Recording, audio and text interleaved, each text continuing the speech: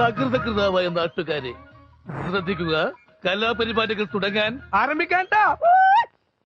നാഗവല്ലി മനോന്മണി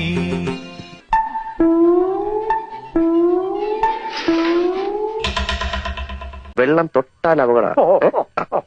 വെള്ളം വെള്ളം കിടക്കുന്നു.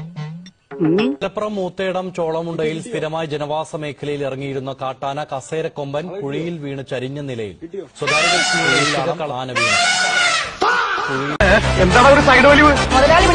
നീ പിടിച്ച് തള്ളല്ലേ? ഓഹോ, അപ്പൊ ഇവരായിരുന്നല്ലേ ഡ്രൈവർ. ദാസപ്പോ എന്നെ ശരിക്കൊന്ന് ശ്രദ്ധിച്ചേ. എന്റെ പെരുമാറ്റത്തില് എന്തെങ്കിലും പന്തികളുണ്ടോന്ന് ഒന്നും നോക്കിക്കേ.